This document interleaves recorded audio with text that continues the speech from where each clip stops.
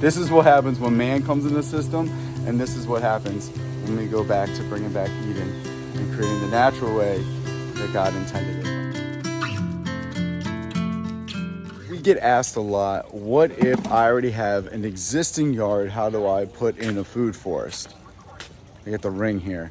Well, we're at a home in Orlando, Florida, and that's exactly what they have. They already have pretty established landscape, looks pretty awesome. But what we're gonna do is we're gonna mix in some fruit trees, some perennial shrubs, some edibles, some herbs, a lot of natives into this already set up, established home. Like you see, they have some amazing canopy trees in the form of the live oaks here. Now what we're gonna do is they got some other oaks here. They got a little setup.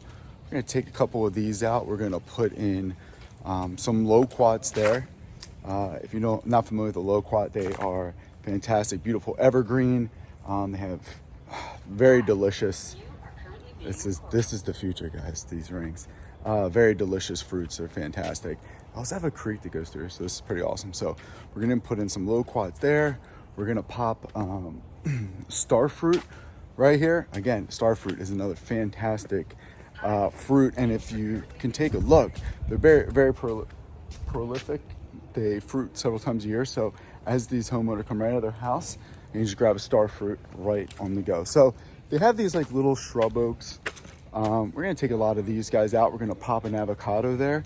Now, when you're putting in a perennial landscape or edible landscape or a food forest, as we call it, feel free to take things out, move it around. This is your canvas, this is your landscape. So we're gonna pop that guy, put an avocado, probably a sweet almond, which is an awesome pollinator. It's gonna look beautiful. Now this backyard is pretty epic. Now it's majestic in the fact that it on the north side, a creek borders it, and on the rest they just have these beautiful oaks. So they have some awesome shade. So what we're gonna do with the shade, most people here in Florida, they make I wouldn't say the mistake, but traditionally we put citrus in the sunlight. We're not gonna do that here. We're gonna put all of our citrus in the shade here underneath these oaks. We're gonna put in some guavas, some smaller guava, like they're more of like a shrub, like the pineapple guava, the strawberry guavas. We're gonna pop one there, pop one here, pop one here, hide the generator a little bit. And then they have a jabo. If you don't know what a jabo is, my goodness. We're gonna pop that in right here where this oak is, and then we're gonna mulch around all these trees, put a little ecosystem there. So put some like frog fruit or some perennial peanut or sunshine mimosa, like something a really good cover that goes right around the base of the tree to keep it moist, to suppress the weeds. And that's going to go on top of the mulch, which the mulch continuously breaks down, put organic soil and organic matter back into that tree. And then every year when you keep mulching, it keeps going. You have all the ground cover there, so it's this one big beautiful system. Back here we're gonna pop probably a fruit tree, and we're gonna clear some of this out. She has raised beds here, super cool setup, but just a little bit shady for what she wants to do with the annuals here. So we like to incorporate raised beds into our food forest systems. Like you can literally see she's in it's an awesome forest here. This is beautiful. It's very enchanting back here. She has some really awesome like natives and some great palms and some really beautiful ornamental. We're just gonna fill in a lot of these gaps here that are open where, you know, sometimes things don't grow in the shade here. We're gonna find these fruit trees that do well in the shade. Particularly, we've been finding that with citrus. They're not getting smoked. With the oaks, actually the oils from the oak actually helps the citrus, per the University of Florida, to not get the greening and not be productive. So this is what it looks like. We're gonna be tackling this. It's gonna be a one-day project. There's 3 of us. We have out the stump grinder, got a saw. Malachi and Cam are already going to town over here. But this is just a quick remove and replace. Is all we're gonna do. So if you are a homeowner, if you live in the suburbs, if you have more of a closer confinement and you don't have multiple acres, it's okay. We can pop in. Look, there's so much room to pop things in. But you're gonna see this awesome transformation. Dude, you gotta like take the whole apart. I bet. It was not. What you got going on there? There's forearms. Anybody can use a chainsaw, but can you use the pocket blade? Even though we do have a tool here. Oh, we have it. We have it. All right, but we're gonna do that, and then we're gonna use stump grinder to pull out some of these stumps here so that we can replace. But before we get started, Cam got something in Gotta here. feed the people. Look at this. Feed the He people. loves these. You know what? I'm so embarrassed because I brought some Dole because mine aren't. Not the same. No. Mine This are is the not stuff ripe that we yet. grow, Mine so- aren't ripe yet. This is the stuff that we grow, so this is the stuff that fuels us so we can grow more of it. Exactly. I bought a whole bunch of these, and Sally likes them too. You want some? Absolutely. I can leave Yeah. them here. Well, I got a papaya in the bag too, There so you go. Dude, we'll they're get that. perfect right now. So what do we got here? What are these actually, Cam? Mysore bananas. They're a dessert banana. Mysore. Super sweet. So good. They're cute too. Yeah, and you're cute. Oh, cute guys. Bomb. And honestly, the only reason they're brown is because they've been in this bag. When I pulled them off the stalk yesterday, they were just perfect. Yellow. Sure. Trying to go old school here with the machete. Let's see if we get anything done here with that. Nope. Anything? We're good? We're good. Cool. Want me to get anything? Keep it solid? Alright. Anything else on the left? Cool.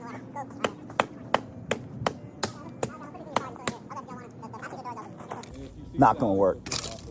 Believe it or not, I just hacked this down with the machete, but it wasn't recording. Malachi, can you confirm it? Yes, he did hack it down with the machete. He was using that thing, but then he Very started hacking a impressive. little bit. It was not recording, but I'll show you how that we can hack away here. This is literally what I do with all my yard waste. I just like spend hours chopping it into pieces. Yep.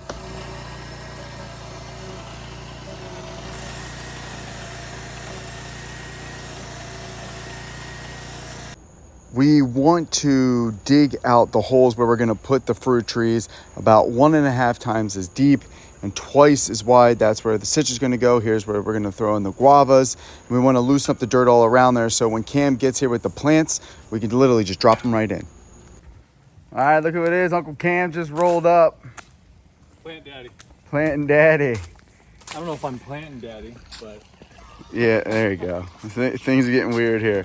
it's getting real weird. So we have a core group of about, what would you say we have, like eight fruit trees? 6 or 7, yeah. 6 or 7 bigger ones that we're gonna plant in. Some of the main staple trees. There's those loquats we were talking about. We're gonna pop that in. Couple edible greens, katuk, cranberry hibiscus, longevity, and then the rest are all native plants. So we want native ground covers. We got twin flower, frog fruit, chickseed, blazing star, blanket flower, coreopsis, a whole bunch of native flowers, firebush, beautyberry, feed the birds. And how are we gonna insert these into this already semi-established landscape Yeah, here? she's already got a beautiful garden here, but if you look right here, she just kind of had some trees and rock right here. So we're gonna add the loquats, which is your edible plants, and then add some flowers and some beauty in the middle, and that's gonna attract all the butterflies, birds, and bees, and it's literally going to actually create habitat for the native bugs that actually live in these plants. Right there, we're basically creating apartment complexes for bugs. So There you they all go. come in there, they get to live in there, and anytime a predator comes in and attacks these trees, they get to eat them. Now, how did we usually don't use this. We usually use real compost, but we're kind of in a pinch here. Yeah. But think about the fact, how did we get away from the ecosystem, an abundant ecosystem like that, to we were sold that this is the way? We were sold that the tarp down, Conveniency. this is the way. Just jam some stuff in there. And we wonder why it doesn't produce, and it's not abundant, and then we have a scarcity mindset. How? Conveniency and ease. But again, I think people are getting back to the land. People actually want to do this work. And that's what it's going to take. It's going to take people that actually want to get out here, actually want to garden, actually want to tend to the trees in their garden. Sometimes it's annual veggies, sometimes it's fruit trees. It's not always about keeping things aesthetic. It's about creating functionality. Right? Function can create productivity. So these plants need more than just to be stuck in the middle of the yard. They need compost, they need water, they need sunlight, they need other insects to protect them. Like, again, these plants become their protectors. They bring in the insects that actually protect these plants. So, man, build an ecosystem. All right, we'll show you in a little bit what that looks like. Say what you're doing here quick. I cut this one up. I'm just cutting back this plumeria to raise up the skirt so we can plant some bananas back here in this corner. So we don't want any of these branches to grow towards our bananas so we can get the most fruit production. So there was shade here, and we noticed there was a little bit of sun poking through, but once Malachi came in and started pulling this back, which they have beautiful flowers, yes, but they'll just continue to go up. We want to keep this nice and open so we can get a nice banana grove right in here. Yep. We're putting the starfruit in the ground here. I got to highlight it. 5 facts you probably didn't know about it. One, they're rich in vitamin C. One medium-sized starfruit provides you about half a day worth of vitamin C. That boosts your immunity, helps protect against colds and infections. High in fiber, that aids in your digestion, regulates blood sugar levels, and promotes a healthy gut. They're low in calories, about 30 calories each, so go to town because they're nutritious and satisfying. They're loaded with antioxidants, compounds like flavonoids that help reduce oxidative stress and may protect you against chronic diseases. And then also they support your heart. Potassium, magnesium is loaded in these, contribute to low blood pressure, reducing heart disease risk, and supporting overall cardiovascular health. Cam's doing the final touches here. This beautiful little area. So we turn scarcity into abundance, and anyone can do this in any home across America. We focus primarily on Florida, but look at this little ecosystem we put in. We put in grasses that will get big. You cut them, do a little chop and drop, put them at the base of these loquats here. That'll feed them. Then we got some frog fruit. It's a ground cover, so that will cover that all up because we don't want it to look like mulch. We want it to be like a forest because we're making a food forest, so that will simulate that ground cover. We see that same thing right here where we popped in this starfruit. Got a couple pollinators there. We got some frog fruit, and if we go around this way here, remember this area? It was just some bushes. Well, we filled this in. We got some great local mulch. That's what we always want to keep it local when we get the mulch. But we have an avocado. This will get nice and bushy here. Got a hawk right there. We have cranberry hibiscus. We have sweet almond here. And they had a shrub. Cam decided we're going to take that out and we're going to put it in a fire bush. It's going to get nice. It's going to get bushy, super bright, and that's an amazing pollinator.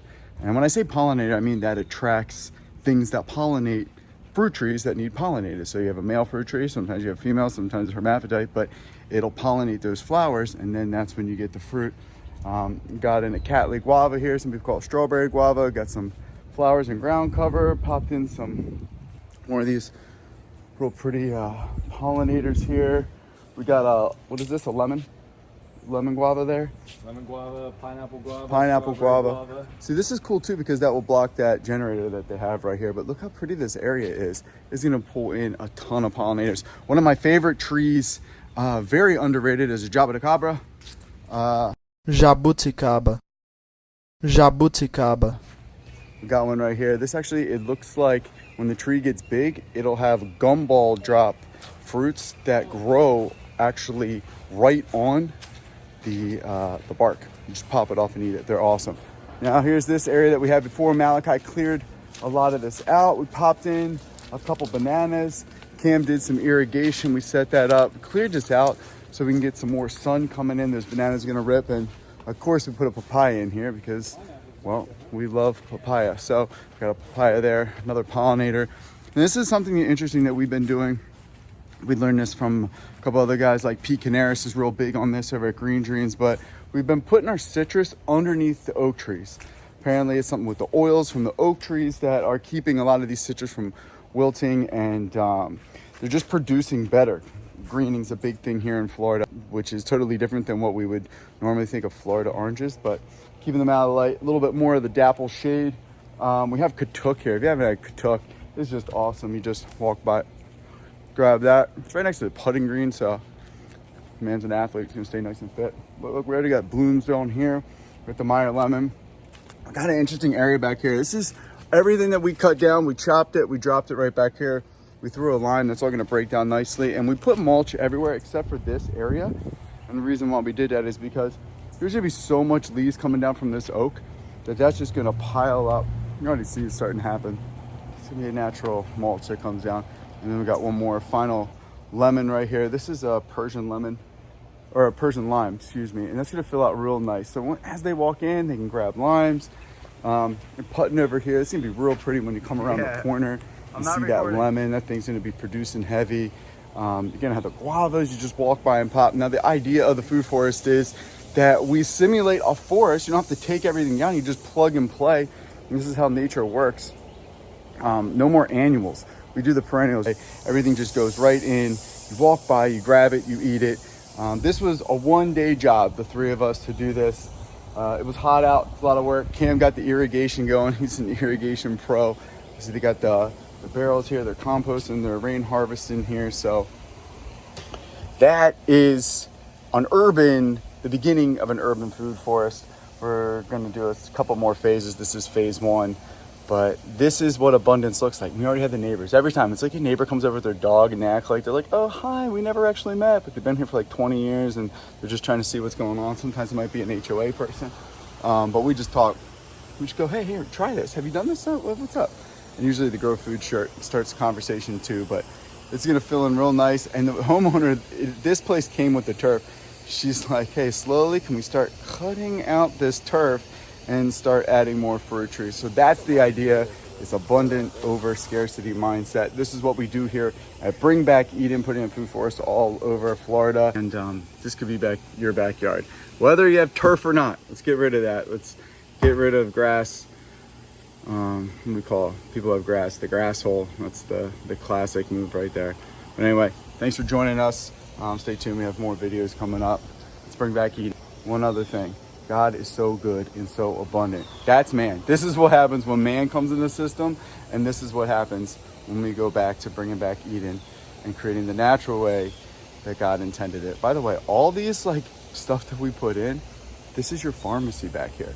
Like the homeowner was so lit up that like this could be the pharmacy. She has a couple health issues. She looked up, she was like, hey, did some research. These are the things that I want put in. We put them in. These are going to be things that help with blood pressure, help with potential diabetes, cancer fighting things, the antioxidants, the things you don't see at the store. If you do, it's totally pesticide, crushed, destroyed, gross. Not here. This is all organic. This comes from their soil that they know what's in it. They're getting the best nutrients. I'm getting smoked right now by a sprinkler. But anyway, God is good. Let's bring back Eden.